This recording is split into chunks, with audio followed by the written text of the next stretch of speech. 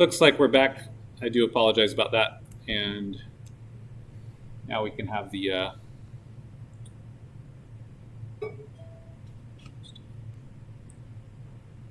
this guy. Okay, so I just wanted to show you a sort of a plug flow reactor.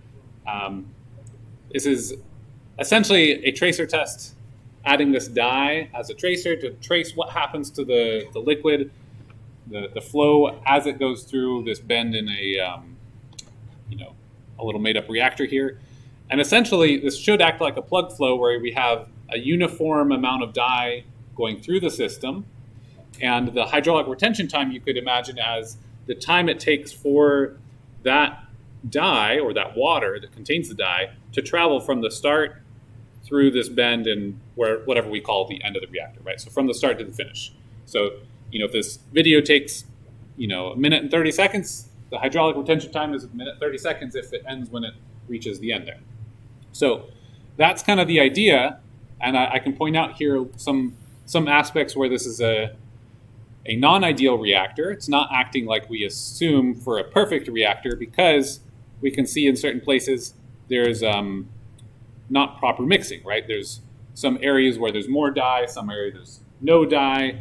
We can kind of see here right after the bend there's going to be a bit of a dead zone where the water's just kind of sitting there, nothing's happening. So we're not going to get into the math side of non-ideal reactors, but I wanted to give you what it kind of looks like, and as just to kind of see that, but also to see a conceptualization of what that hydraulic retention time means, right? If this was flowing faster, the retention time would be shorter. Or if we shrank this reactor so that it was much thinner, much smaller, less volume, it would also be faster because we're pushing that same amount of water through just in a smaller channel. It'll go faster, right? So it should be very intuitive. That concept there, I hope. All right.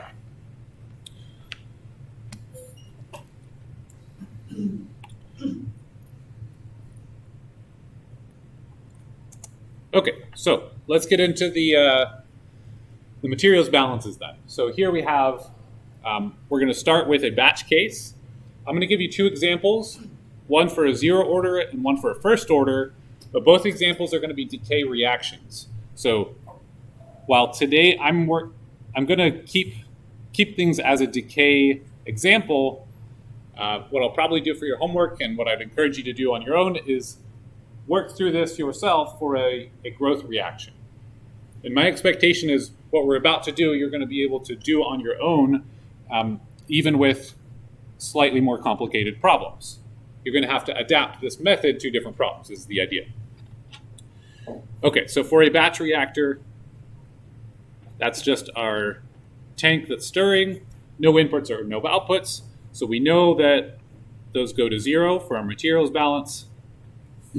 Our accumulation is going to be equal to our reaction. So we can write then that in our volume, our accumulation, dc dt over time, is going to be equal to the reaction that's occurring in that volume.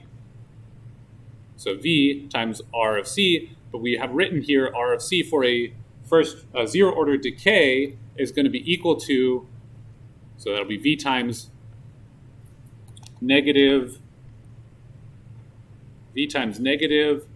K times C to the 0 power, which that just goes to 1, right? C to the 0 is 1, so I'm just going to write that as times 1.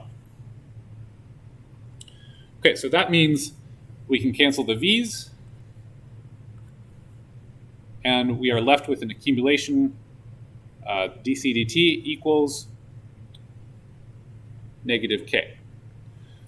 And now we need to integrate. And by the way, the whole point of this is if we have a problem that says how much time is it going to take to achieve some concentration, then we need to do this mass balance, do the integration, get it in an algebraic expression, and then solve for the time. Maybe we need concentration. Okay, so I'm going to show examples of solving for concentration. What's the final concentration after some given time? So that's what I'm doing today. Throughout the course, you'll have, okay, well, what's the rate constant? Or how much time does it require? or what volume do you need, or whatever. There's going to be different parts that you'll have to manipulate, but it all stems from this materials balance.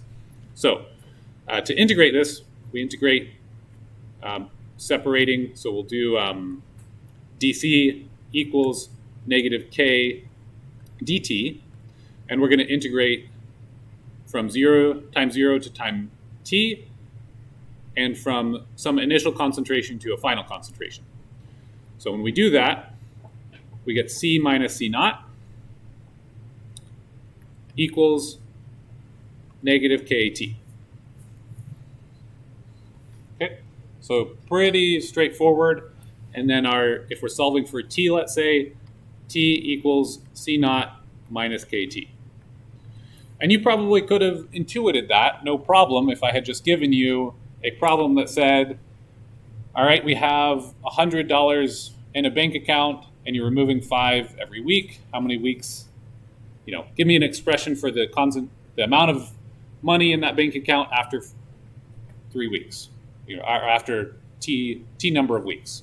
It would be this expression. It would be pretty straightforward, pretty intuitive. You could do that word problem. So the point, though, is that by taking this approach with the materials balance, we're going to be able to incorporate more and more complicated systems where we could even incorporate, let's say, a first order decay and a zero order production we could do, right? So this will give us the tools to build that up in a more advanced or more thorough manner. So in this case, our solution for C is C naught minus KT. You can probably also see that if you did a growth, it's very likely you just flip that positive, but you may as well walk it through from the first step and prove to yourself that you get it there. Okay, so how about a first order decay? Here we have the same starting point, V dc dt equals V times this reaction, so that's going to be a negative K times C to the 1 power, which is just C. So we have a C on both sides this time. And when we go to integrate by parts, first of all, we can get rid of the V's again. We will have dc times 1 over C equals negative K times dt. That's going to integrate the same way on the right hand. And on the left hand, when we do this, we have to recall one of our principles from calculus, which is what is the integral of 1 over x dx is natural log of x. Okay, so maybe it's been a little while, so this is just a quick reminder. The answer here would be ln of c minus the ln of c naught. And then on the right-hand side, we have negative kt. And one of the algebraic tricks we can use here to simplify these natural logs is when we have a natural log of something minus the natural log of something else, we can rewrite that as the natural log of the first thing divided by the second. So that's natural log of c over c naught equals negative kt. And again, depending on what we're trying to solve for, maybe we needed t here. So then it's very easy. We just divide by negative k, and there's our solution. So your solution or equation is going to look different based on what you're looking for. Even if you do the same identical system for 2 different problems, depending on what you're looking for, you're going to arrive at a different spot, potentially.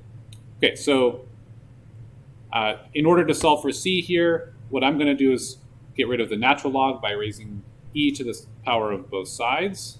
So e to the ln gets rid of the ln. So C over C naught equals e to the minus kt. Now it should be looking quite familiar, and we can solve that. C equals C naught times e to the minus kt. All right, make sense? Again, the growth equation is very similar. So this is the batch case. It's kind of the simplest because all we're dealing with is the reaction.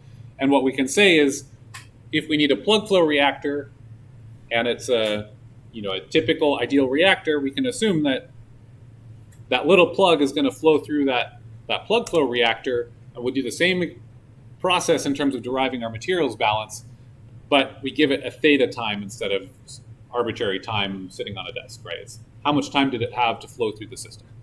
So that gives us a way to design our reactor dimensions, the volume, the flow rate, based on what our reaction can do for us. And so for a plug flow reactor, we have a little more built into that theta. Okay. So now let's take a look when we have a continuous flow stirred tank reactor, CSTR. Here, we're going to go ahead and assume we're at steady state for this part. So accumulation, we'll say, goes to 0 at steady state.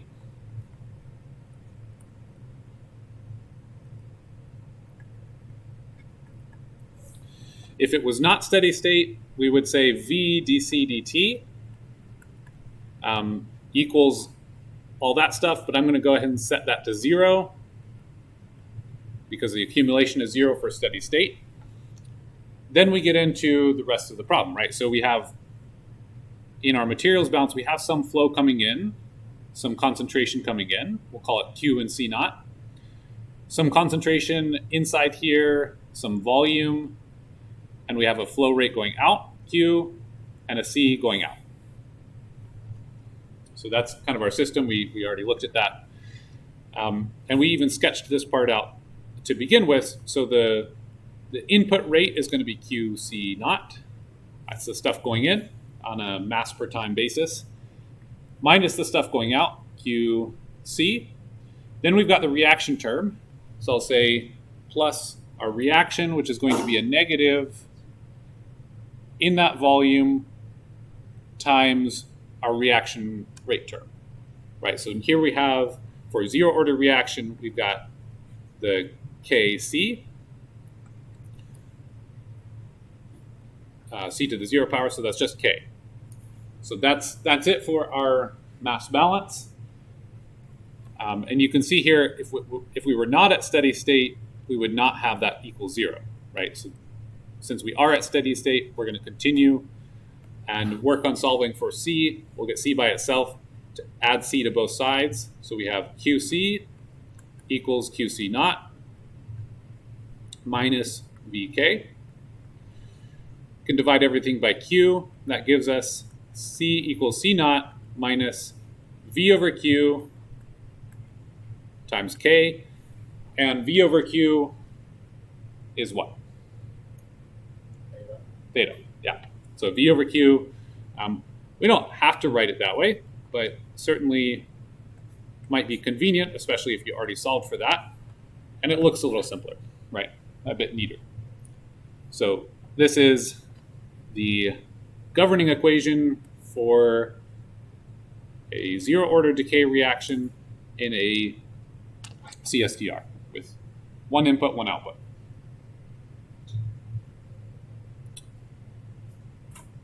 Okay, so you could do the same thing with a growth reaction. You just flip the positive sign, flip it to a positive, and carry on. So for a first order decay reaction then, same principle here, we're going to say it's at steady state. We have QC naught minus QC plus this negative reaction, so V, K. This time we have C to the 1 power, so that's going to leave the C there. Okay, so now we have two C's on the right. I'm going to go ahead and isolate them both and say QC plus VKC, so taking both of those to the left side, is equal to QC naught. I'm going to go ahead and divide everything by Q at this point and say divide by Q. So we get C plus V, plus V over Q, so theta KC equals C naught. Here we just have to factor out this C from the left side, so that'll be C factored out as 1 plus theta K equals C naught. And here we have our equation, C equals C naught divided by 1 plus theta K.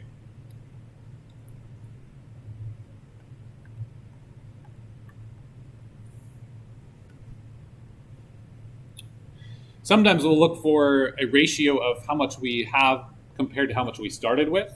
So sometimes we'll end up looking at C over C naught, and then that'll be, of course, 1 over 1 plus theta K. So you'll see that form a lot, and you'll see the other form a lot. Want to point out real quick, this is a decay reaction. And so, again, it'll be worth being ready to do this for a growth reaction or some other kind of situation rather than just memorize, this or this form. Be ready to derive that form. It really will help you, and that's really one of the main goals of the class, for you to be able to do that type of thing. Of course, we're going to have some problems that don't have the same type of material balance, but truly it'll be good if you can do that. Okay, does that make sense? The setup here. Okay, so like I said from day one, maybe you haven't considered material balances in this way. Maybe you have, but it's a rigorous way, and it's not super complicated, especially if we stay away from kind of non-steady state systems or second order systems. So let's do a little bit of practice here. Here's an example problem. It says, consider a 10 times 10 to the 6 cubic meter lake fed by a polluted stream having a flow rate of 5 cubic meters per second and a pollutant concentration equal to 10 milligrams per liter. So that's this incoming stream here. Then it says there is also a sewer outfall that discharges half a cubic meter per second of wastewater having a pollutant concentration of 100 milligrams per liter. That would be here. The stream and sewage wastes have a decay rate coefficient of 0.2 per day. And it gives you units here, so you should be able to know what reaction order that is. If I can find my cursor. Based on that information. It also it mentions that it is a decay rate, so we know that this is a decay reaction. We see that we have this lake, and then it continues and says, assuming the pollutant is completely mixed in the lake, so we have a system where we have a big body of water, it's completely mixed, we've got things coming in and things going out. So it should already remind you of essentially a CSTR. It's mixed, stuff's going in, stuff's going out, and in this case we have 2 spots going in, okay? And we have some sort of reaction happening in there in that volume. Okay, assuming no evaporation or other water losses or gains, that means the flow is going to be constant. So there's a materials balance of water. There's no weird stuff happening with the water. Then it says, find the steady state pollutant concentration in the lake. So it says itself steady state. Sometimes the problems might say after a very long time, meaning it's had exactly these conditions for a very long time. You should reach a steady state after a very long time with something like that. So it actually gave you a lot of information here. So I'm going to give you a couple minutes to work on this and see if you can set up the mass balance and come to a solution. And I'll join you in a few minutes after giving you some time.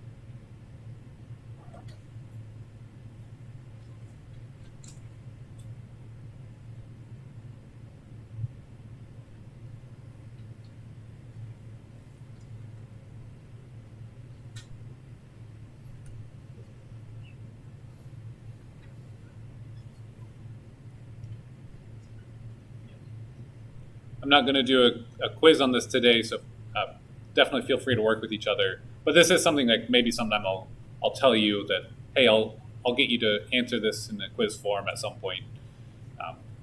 Feel free to work together.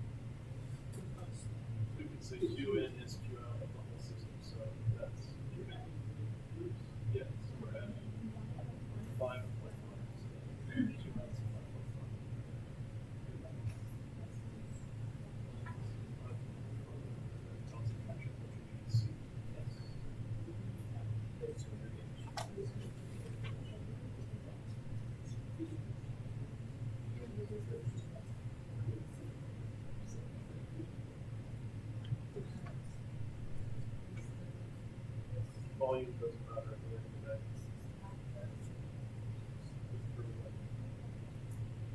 It's just going to be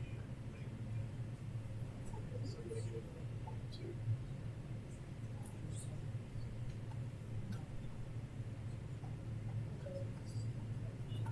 Because when we did it over here, cancel out both. And Q.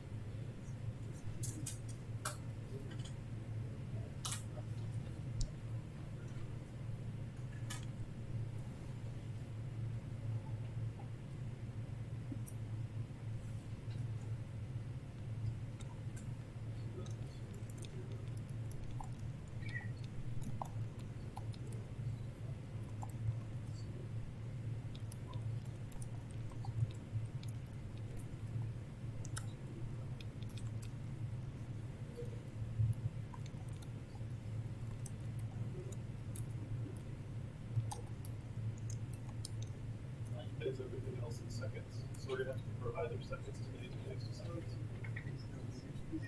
So we can, 1 day is 24 times 3,600 per day. So we multiply 1 milligram per year.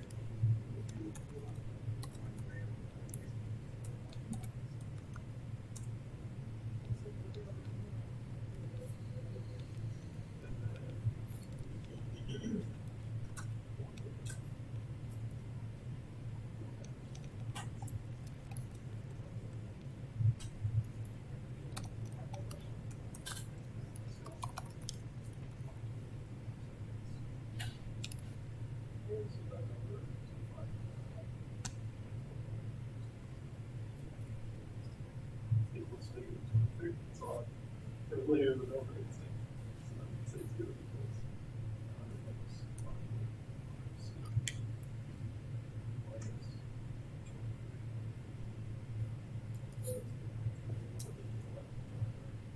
that's what I have left over. Probably, but let's go with it. Shortly.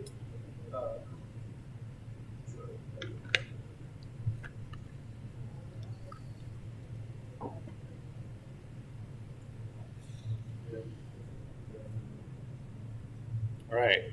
How are you feeling about it? Not good? Did you feel like you encountered some things that made you think? Perfect. I don't need you to get this right today, right? But what I hope is that you had to encounter something like, oh, wait a second, what's the reaction order? They didn't say it. What do I do? That kind of thing, right? So let's walk through it, and we can take it piece by piece, and I'll walk you through the solution. So we're given basically this image kind of tells us just about everything. So before I move on from the text itself, we do know steady state. That means accumulation is 0. So we know that. The 0.2 per day, and it's given down here, it's a decay reaction that mentioned that, but then we have to figure out what reaction order that is so that we know the right reaction term to put into our mass balance when we do add it there. So the reaction term is something we covered last time. Ultimately, when we have some sort of a change in concentration over change in time, and we're describing that as some sort of reaction, that means that in this case, a negative K times C to the nth power the units there have to be consistent, consistent with dc/dt. So we know that we have, in this case, milligrams per liter per seconds, or maybe per days. We'll leave it as seconds for now. That has to be equal to the units here. So when we say that that's equal to negative k, which is 0.2 days to the minus 1, or I could just write that as 1 over days. I guess we'll put this as days over here for now.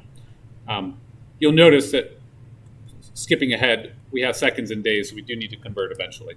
But okay, with that, whatever that is multiplied by concentration has to match over here. So milligrams, so that means that C to the N has to be milligrams per liter. So N has to be 1. Because if it was a zero order reaction, we'd have no milligrams, no liters, and the units would not match. Does that make sense? So we know this is first order because it's per time.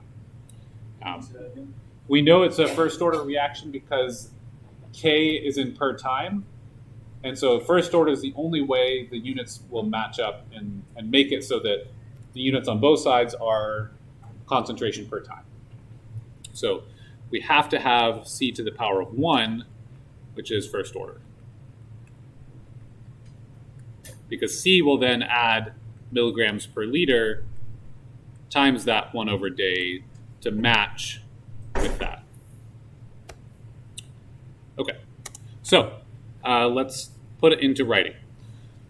So our accumulation rate is 0, and we're going to say that's equal to the input rates. And here I'm going to say Q, let's say Q waste times C waste for that sewer, plus Q stream times the C of the stream. So really I'm just adding both of the inputs together. These are inputs. As you can see, we can have multiples. There's nothing wrong with that. And it's just as simple as adding them together.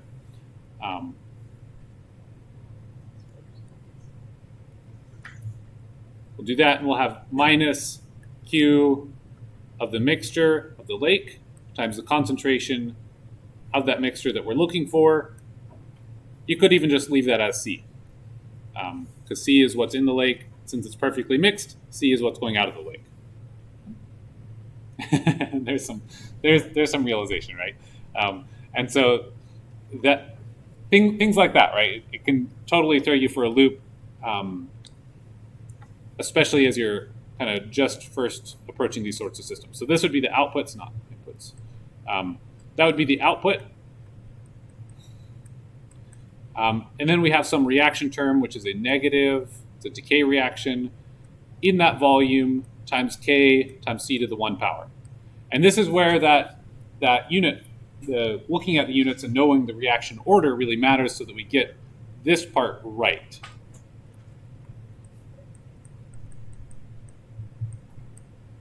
Because that will shape the rest of our algebraic derivation based on what order that was.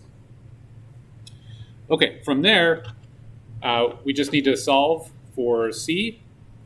Again, you could call this Cm, but like I said, these two are equivalent because it's perfectly mixed. So what I'll do is first let's divide everything by Q. I think that'll just clean it up a little bit. So 0 equals, actually wait, we can't, right? There's different Qs. Can't do that. So instead of that, let's go ahead and define what the Q mixed is. So we know we have Q from the stream is 5 cubic meters per second. We have the Q, we'll say plus the Q from the waste, which is half a cubic meters per second. I'll write this better, sorry. We'll say Qm equals Qw plus Qs. So that's 5.5 cubic meters per second. So instead of dividing by Q, sometimes that's convenient. Obviously this time it's not. I'm just going to go ahead and algebraically solve for the C. So I'm going to actually add both of the C terms to the left side and say QM C. We'll add the VKC to this side equals QW CW plus QS CS. So you can already see why it's kind of handy that I didn't just stick with the memorization of that process from before. We have to change something, we have to add something, maybe we solve for something different. It's just better this way. So we will factor out the C, we get QM plus VK equals QW CW plus QS CS. So from here, we can say C equals QW CW plus QS CS divided by QM plus VK. Okay, and at this point, we just take a look at the numbers and put them in. And I would definitely encourage you to, the first time, especially the first time you write out the numbers, include the units. Because what you'll see is we can catch something here that is relatively easy to miss if you weren't thinking about it. So we're solving for that concentration. We need the flow rate of the waste, which was QW, that was 0.5 cubic meters per second, times the concentration in that waste, 100 milligrams per liter, plus the QS, which was 5 cubic meters per second, times CS, which was 10 milligrams per liter, all that divided by, and even before we add in what's down here, we should be able to see with the units on the top, it's flow rate times concentration. And on the left side of the equation, we want just concentration, so whatever's on the bottom should be a flow rate in terms of units, right? Which makes sense then that we have QM, which was the mixture of the two, 5.5 cubic meters per second, plus this other stuff, that other stuff being the volume, which was 10 million cubic meters. 10 times 10 to the 7th is, or 10 times 10 to the 6th is 10 times 10 to the 7th. I'm just simplifying. Cubic meters for the volume there. And then K is our per time rate constant. That was 0.21 over days. And now you might notice that, oh, look, we have seconds and days here. So we definitely need to convert that per time from per days into per seconds. It'll make everything a lot more convenient. So to do that, we can take days to hours to minutes to seconds. Have happened to do this so many times that I remember the days to convert. I think I remember. You have to check me. So that would be, we could do 1 day per, should be 86,400, I think, seconds. Great. And then we can put all that in and get our final answer. And I'm going to make a little more.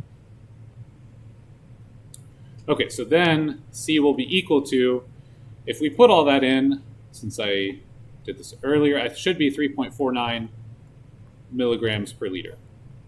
And we can prove that to ourselves in Excel, if you'd like.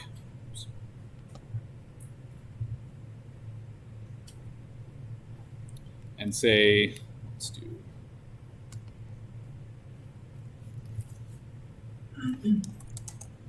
C is going to be equal to the 0.5 times 100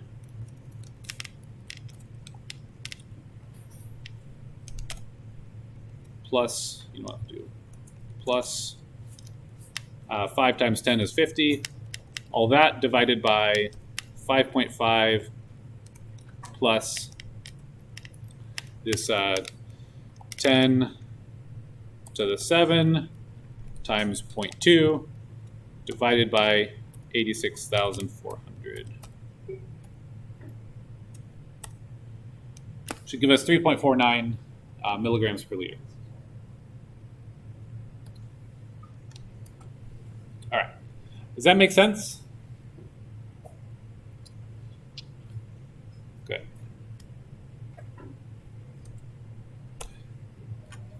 So what were the issues that you encountered when looking at this the first time? Units? Second guess myself, correct myself out of the right answer. Second guessing to get the wrong answer. Yeah. Anybody with the reaction rate order had to look it up at least, or some of that? Okay. Have you guys ever done a problem like this? It's been Ages? Okay. All right. So it's a pretty good example. You know, I taught you kind of the generic method for assembling a mass balance, and then I give you a problem that's a little bit different. I get a lot of complaints sometimes about, oh, the test is different, but the point is exactly this, right? Yeah, we added another flow, and I told you to do something a little different, but the goal is that method is in place. That's really what I'm trying to teach you. So I'm trying to test to see, can you apply something else? In my, I guess, 6 years of teaching now, I make mistakes sometimes, and I make things too hard sometimes.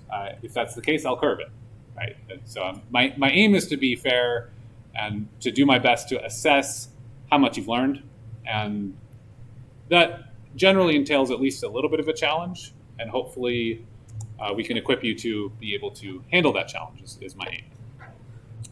Okay, so with that, I'm going to talk just for a couple minutes of how we could derive a rate constant from data. I'll probably come back with an example and we'll start back up here later. But just as for maybe 3 or 4 minutes, it's really handy sometimes to be able to find K from some data.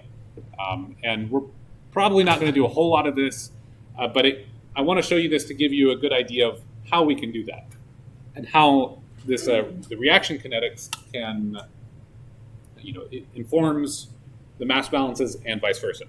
So let's say we have some water in my bottle and I decide to take it into my lab and add some E. coli into it. And then use a fancy little lid that has an LED, a UV LED at the bottom, and shine it on there 10 minutes and count how many bacteria were killed.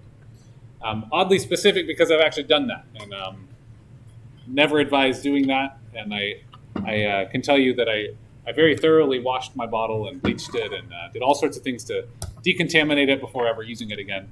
And I guess because I'm silly, I did it anyway. So anyway, if we do something like that, we could say, okay, well, how fast are these bacteria dying given these conditions? Is that enough to be reasonable? Could we make a new device like that? And it's already been made, but yes, the answer is yes. And that was powered with a 9-volt battery, which is kind of fun.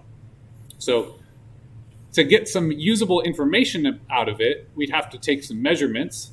So the concentration of my E. coli in my water bottle was started with something like 10 to the 5th or 10 to the 6th organisms. And so I'd probably honestly plot this as a log plot, but it was something very high. And then over time, we would see it do something like that. And that's cool. That's neat. And I guess Excel could probably do a nonlinear regression and give me an answer. But a better way to do it would be to linearize it and just take Excel and say, okay, well, we have this data. Let's transform it to get the linear form of the kinetics. And we just talked about taking the natural log. So if instead of plotting it as a concentration over time, which looks like this, if we were to take the natural log of the value, and really here it's convenient to, rather than just take the concentration, we're going to take the natural log of concentration over the initial. So if you remember in our derivations, we were saying, well, we can treat that as C over C naught, ln of C over C naught equals minus KT. Here's the linear form, right? The K is just standing there. It's in a nice little linear form. So if your y-axis is the natural log of C over C naught, then it turns out, well, really you're starting at 0 this time because your initial concentration is times 0, C is C naught. And so it's the natural log of 1 over 1, that's 0. So you start at 0, and then you actually just go down from there. And if it is first order kinetics, something like disinfecting in a batch container like that would be first order. Then you can get a line of best fit, and your slope is K. And so it's actually quite convenient to be able to assemble some key component of your reaction data just by doing some experiment, counting, well, what's it at after 5 minutes? How about 10 minutes, 15 minutes? You mark it all down, you do a little bit of math, take some Excel, and you can get that y equals mx plus b. In fact, in this case, b is 0 because our starting condition was 0. So it's actually really handy, a very simple way to derive your k. And if you look, one other thing here is, what are the units for this k? Well, y-axis, the natural log of something over something, that's going to be unitless, right? Even if it was just something over something, that's unitless. So it definitely has to be unitless with the natural log. So that's just 1, I'll just leave it unitless, divided by our x-axis, which is time. So 1 over time. And there we go. Those are units for the k. So pretty, I guess a secondary way to look at the units. I'll probably bring an example next time in Excel to walk you through that and show you what it looks like with real data. Okay, so I think I'll leave it there. And we'll see you on Thursday.